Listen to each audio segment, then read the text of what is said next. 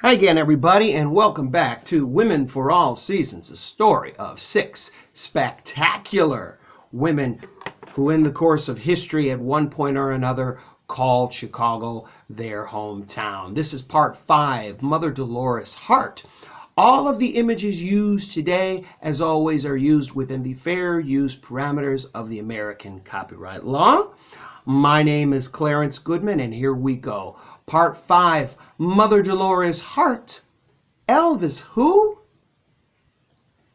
Dolores Hart was born in 1938 on the north side of Chicago, much like my beloved mother.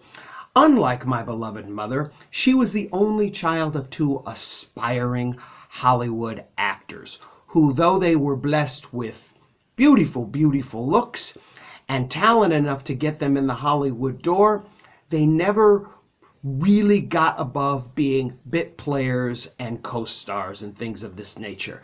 And so here perhaps is the beginning of the first conflict in young Dolores's life. Throw into this mix the conflict of constantly being shuttled back and forth between hometown of Chicago and Hollywood, California, as her parents tried to make names for themselves. Throw into this mixture the fact that her parents squabbled constantly. And eventually, squabbles become separations. And separations ultimately culminate in divorce. And divorce leads to remarriages. And the conflicts aren't really squashed anymore. They just get bigger and bigger and bigger. The lubricant of all of these conflicts, alcoholism on the part of both of her parents. Now, it was in this turmoil that young Dolores decided to convert to Catholicism, a means by which to have some guiding light, some safe harbor when it came to her young life. Though her parents had separated and remarried, at one Christmas break when she was visiting her mother, her drunken father shows up at the mother's front door dressed as Santa Claus and starts an argument. And one thing leads to another, and the argument becomes a physical confrontation where Dolores Hart's father is physically abusive to Dolores Hart's mother.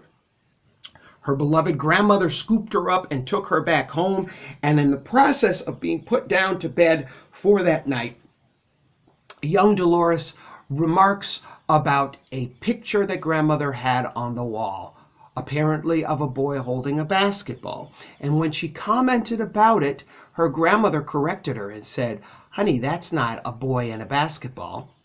That is Christ holding the earth."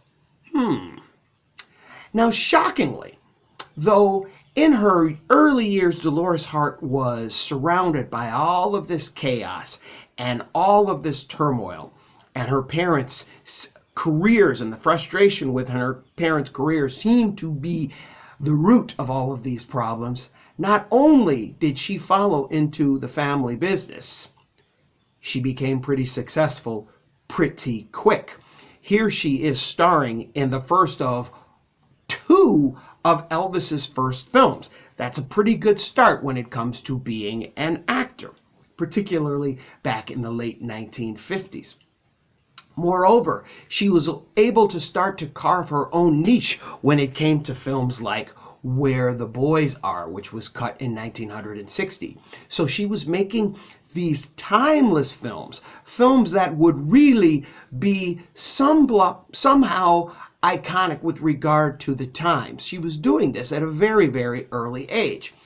But with the success came dangerous expectations, the expectations of being a glamour girl, the expectations of towing the Hollywood line. Here's an early Hollywood yoga pose called Downward Over Cheesecake. The expectations of fashion, the expectations of going the other direction, being a spokesman for the Roman Catholic Church within her profession. Pretty difficult. And then more expectations and hopes. The expectation of getting married, having children, and raising her own family.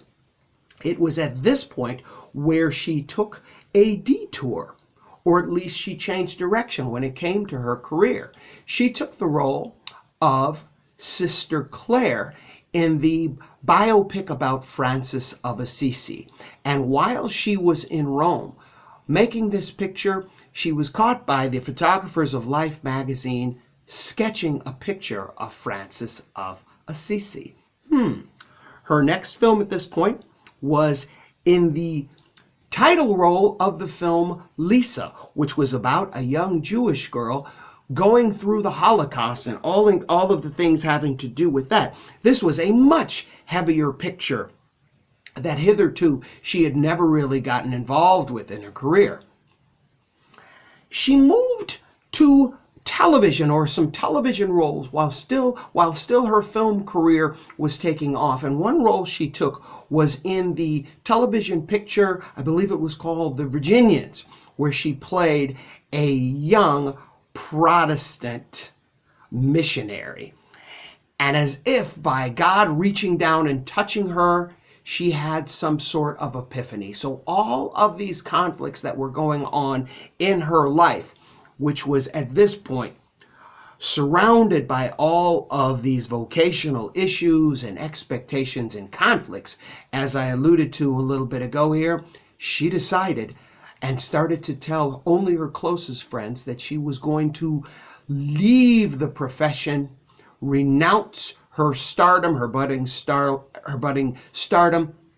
and move into the church and make the ultimate sacrifice here on this earth, which was take her vows of celibacy, take her vows of silence, and become a nun for the Church of Roman Catholicism. So, eerily similar to the scene that she had shot just a few years before, she shorn her beautiful red locks and became a sister of the Abbey.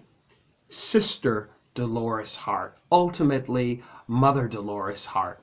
And there she is, as a glamour girl back in the 1960s Hollywood, and as Mother Dolores of the Abbey Regina Laudis in Connecticut. And of all the great things that she did and continues to do, one of them, and we can't ignore this, is starting the tradition of great and wonderful Chicago women wearing berets. Chaka Khan and Ricky Lee Jones.